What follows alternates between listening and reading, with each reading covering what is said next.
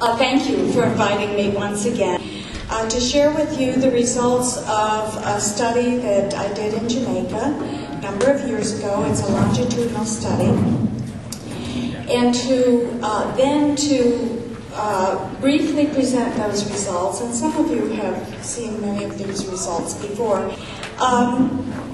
This was a study that we did back in the 80s, and it was to take 30 cannabis-using pregnant women and match them for age and parity and socioeconomic status with 30 women who did not use cannabis, and then compare the course of their pregnancies and compare their neonatal outcomes.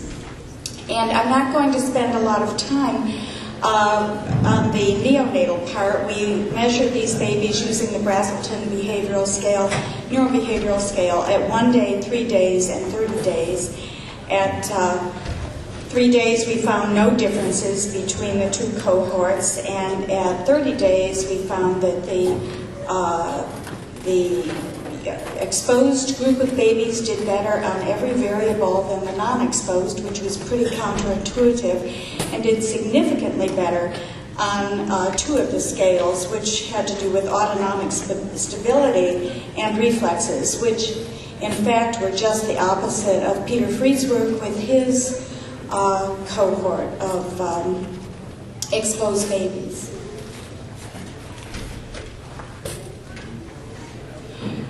Then, fortunately, we were able to secure funding from the National Institute of Drug Abuse, and we went back to Jamaica to look at these babies, whom we had followed pretty intensively through funding from the March of Dimes. But we went back and followed these babies to age 4 and 5, and we wanted to test these children at age 4 before they started school, and then at age 5 after they had been in school. And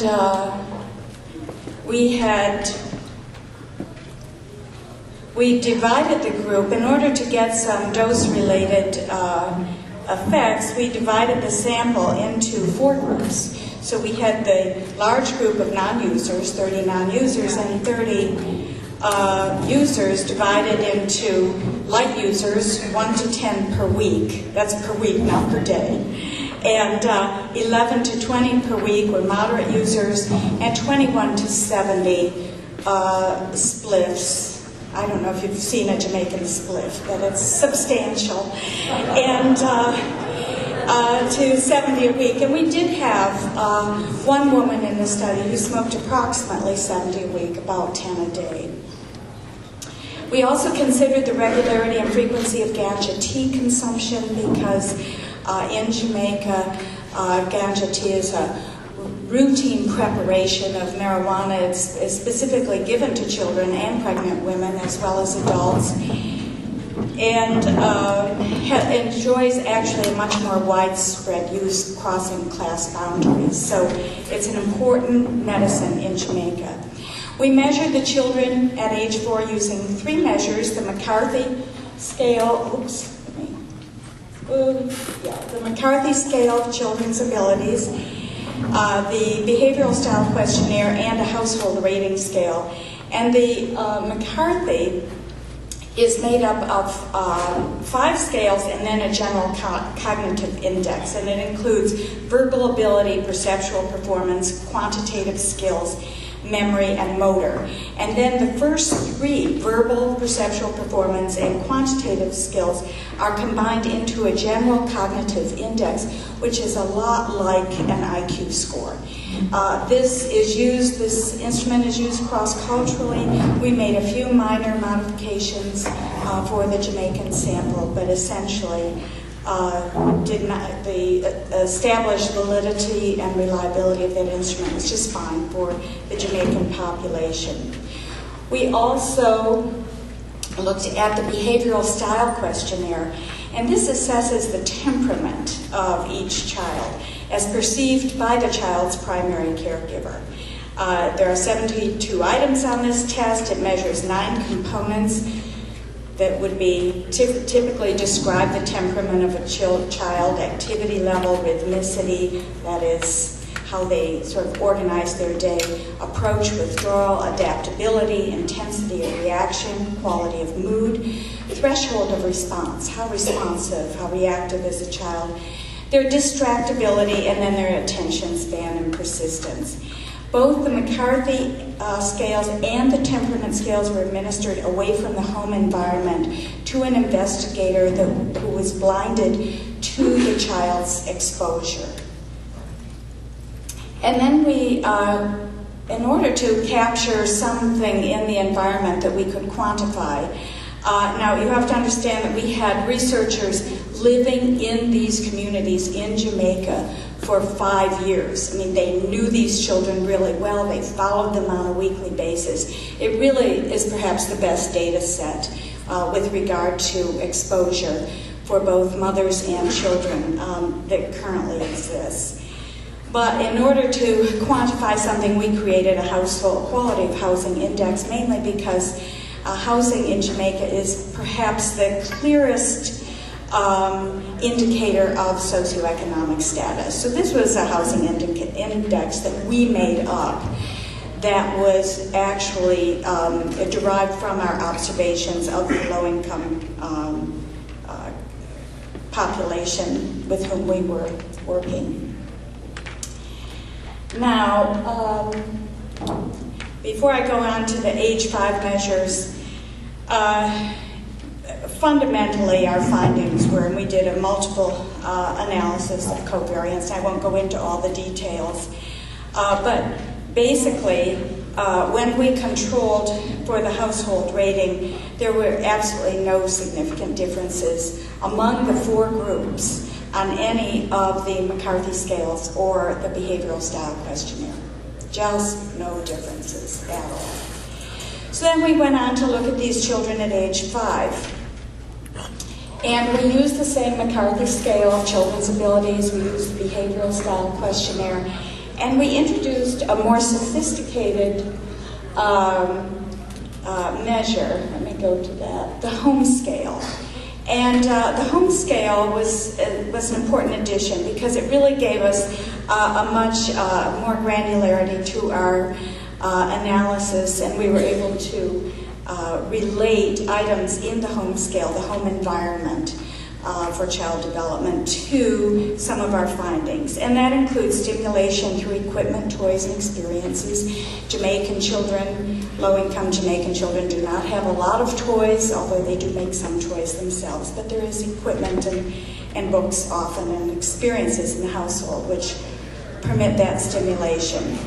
Stimulation of mature behavior. It is not unusual, for example, for a 2-year-old, 2.5-year-old in Jamaica to already be washing out her father's handkerchiefs or something like that to learn some adult skills. Stimulating physical and language environment, avoidance of restriction and punishment, pride, affection, thoughtfulness, masculine stimulation, and independence from parental control are all part of this home scale. Again, this has been used internationally. We did modify it for the Jamaican environment, but the modifications were simple and obvious. For example, when there was opportunity for a child to identify an apple, since apples aren't growing in Jamaica, we changed it to mangoes. So it was that kind of modification.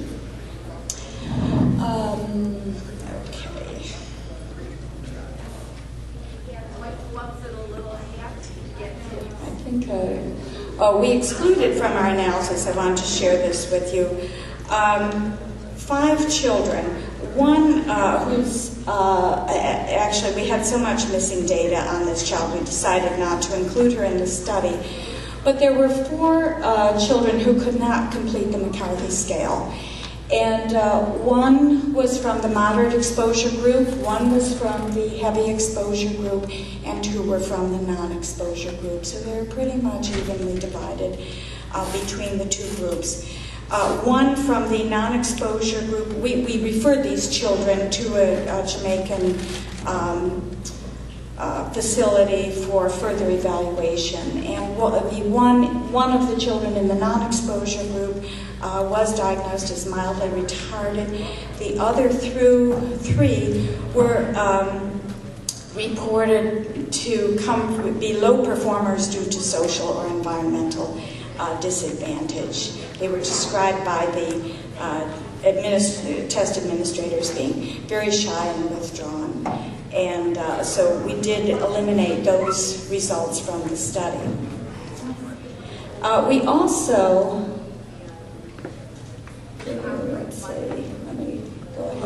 we also measured school attendance in this. Just simple, do they show up at school? It turned out to be not as simple, however, because Hurricane Gilbert interfered during the middle of this study and essentially washed away many of the school attendance records.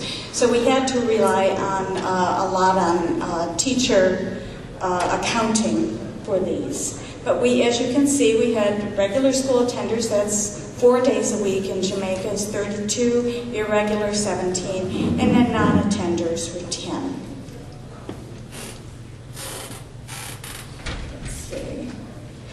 Okay, now as with the age 4 studies, the results of the MANOVA analysis revealed, again, absolutely no differences among the 4 ganja use groups on any of the development or the temperament scales.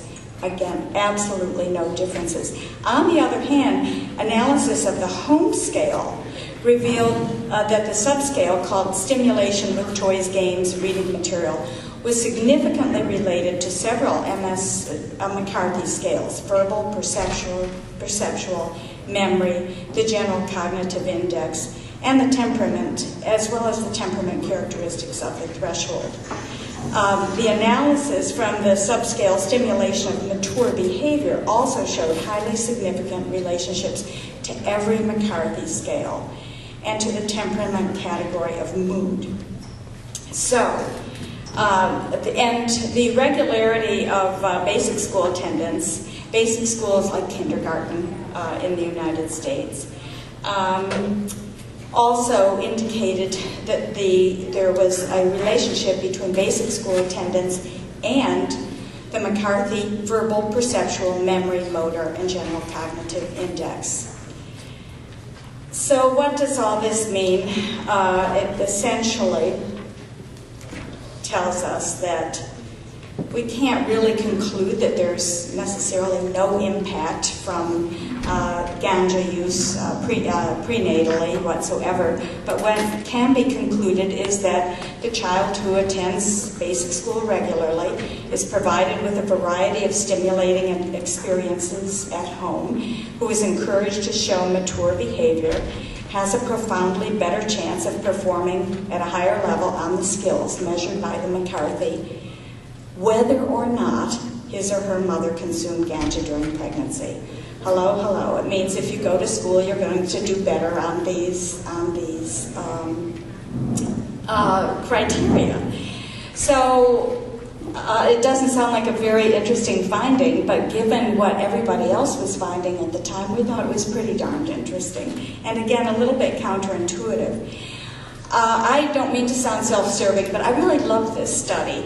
And I really stand behind it because polydrug use was not an issue in Jamaica. The women who were smoking marijuana during pregnancy were smoking at the most 1 tobacco cigarette a week, usually on Saturday nights as a treat. And in Jamaica, in rural Jamaica, you buy 1 cigarette at a time. So there maybe had 1 cigarette, but most of them didn't smoke cigarettes at all. No alcohol use, with the exception of an occasional beer on a weekend. We have dose-related data. We have nested case control, so we can actually look at the difference for each child. We can show the progress of each child through this 5-year period, which Freed's work cannot do, by the way. We have environmental data, excellent environmental data, not only the home scale, but also our ethnographic observations. and great reliability in the maternal use data. So it's not just self-report, but again, community corroboration and direct observations. So what is the impact of this work? This work, this 4-year-old study, was published in 1991, 15 years ago. 15 years ago. What is the impact of this study? Absolutely none.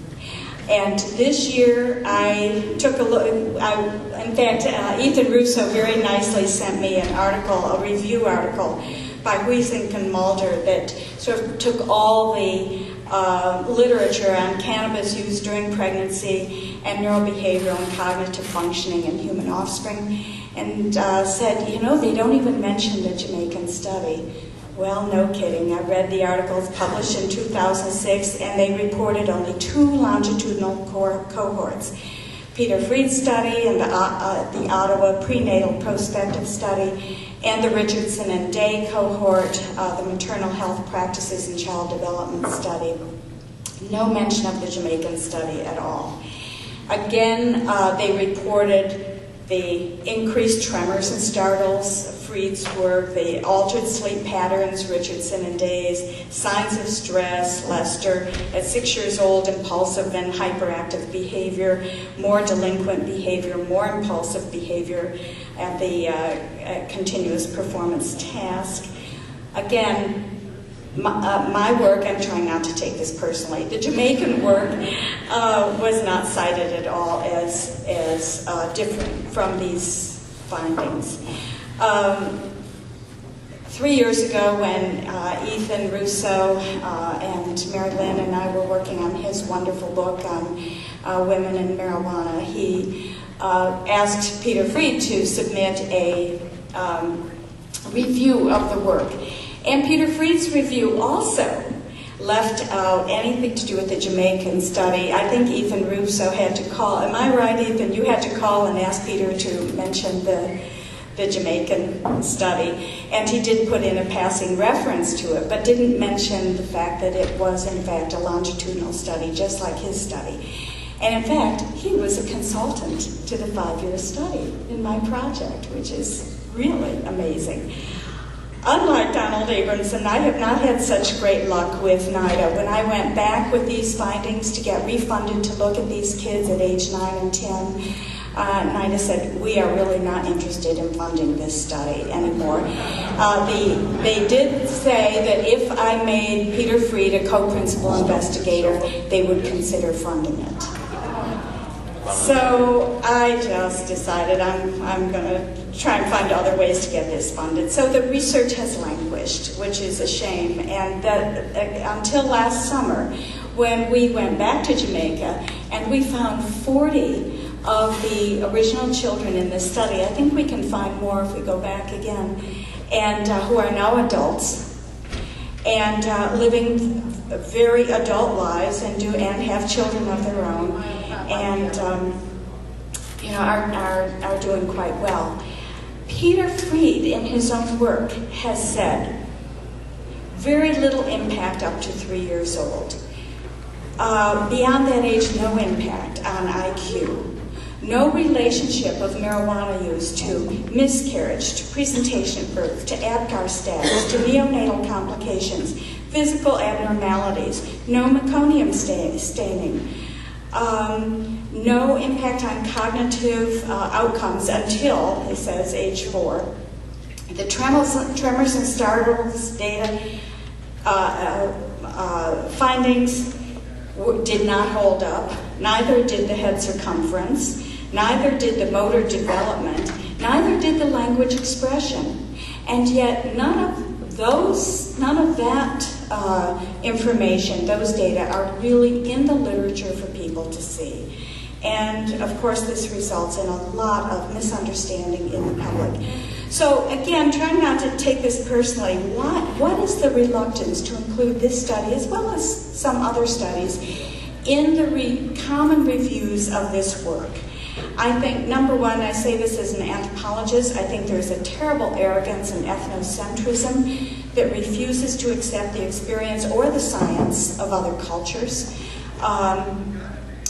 Ethan Russo's compelling review of both the ancient and contemporary use of cannabis by women in other cultures, for example, is irrefutable. It was there, it happened, and yet there's a failure to acknowledge that in such reviews.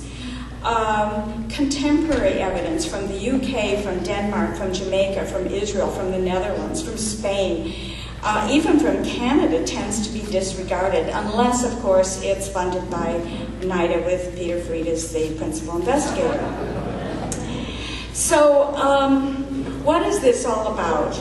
I think it's about an ethnocentrism in the science. I think it's about the bias against the null hypothesis. It's the politics of the science, not just the science itself.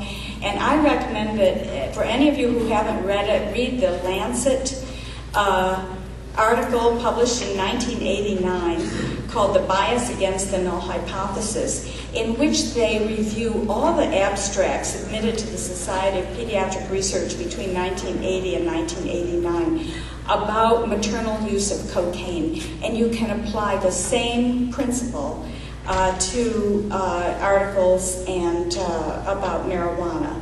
Their analysis revealed that negative abstracts, that is, when you found nothing wrong with cocaine, were similar to or better than positive aspects.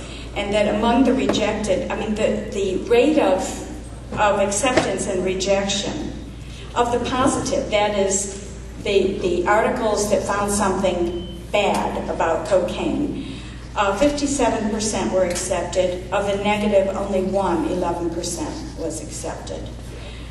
Even though a review of the methodology revealed that among the rejected papers, as the negative ones, they were methodologically superior in every way.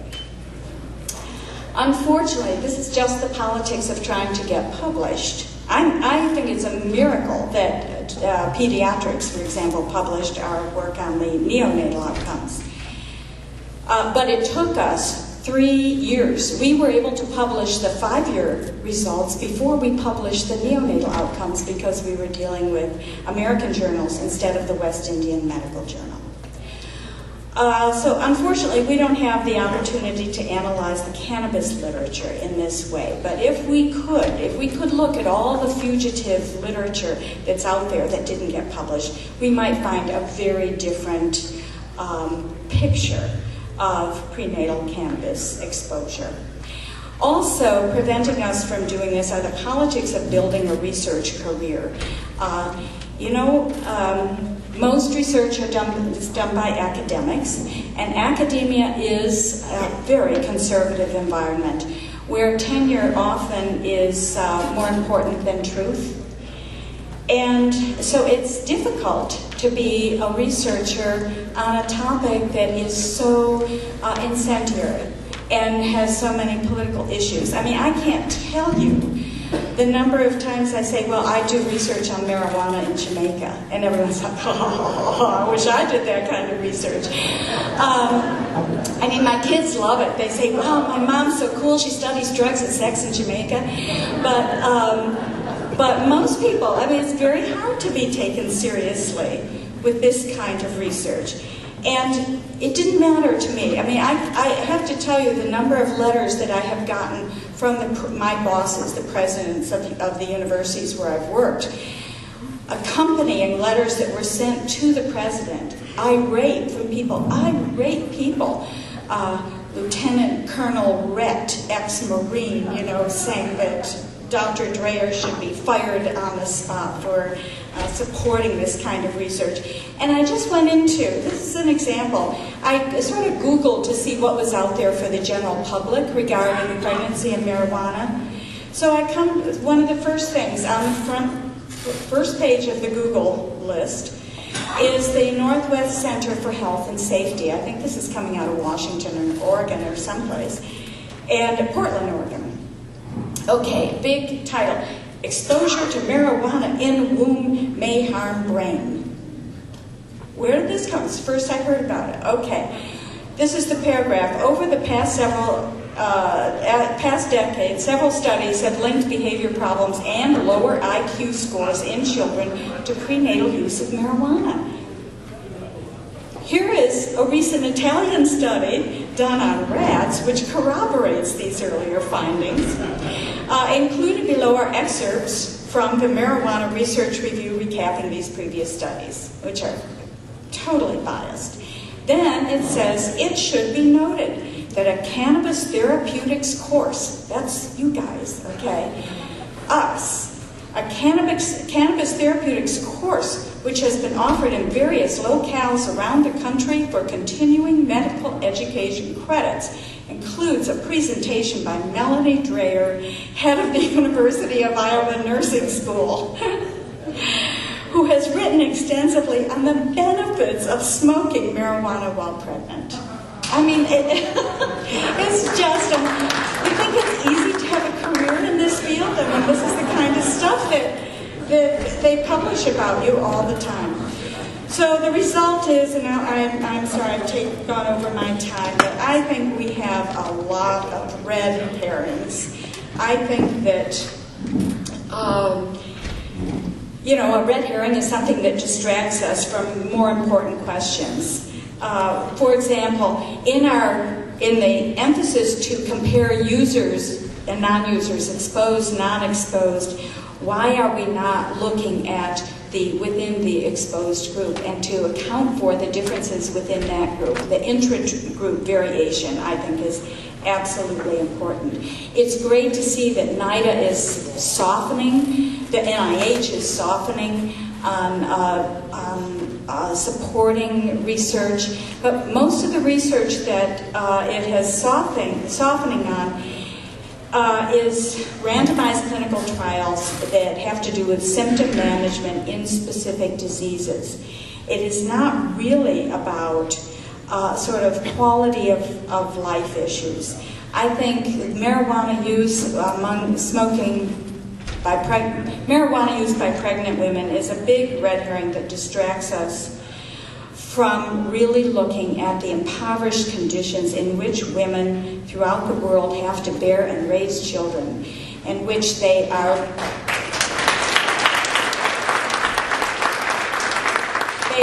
looking for the cheapest, most available substance around in order to alleviate their morning sickness, in order to give them a better sleep at night, and in order to get the energy to do work every day that they have to do in order to support those children. So, yes, while we have the softening of NIDA on the clinical studies and the randomized clinical trials, I think what's wrong with looking at, for example, instead of Peter Fried's executive function, problem solving in 9 to 12-year-olds, why isn't he or someone looking at school performance, peer relations, leadership skills in children, prenatal and family relations, healthy lifestyles? Are they participating in sports? Are they using tobacco and alcohol and other substances? I mean, to me, this is the ultimate outcome, is how we live our lives, not whether you can find some narrow, again, red herring, some narrow little feature called executive function. So I think we need research on quality of life and how marijuana enhances the quality of life. It's not an evolutionary accident that the two activities needed to sustain life and perpetuate the species are eating and sex, and that marijuana makes both of these things pleasurable. That is really, really important.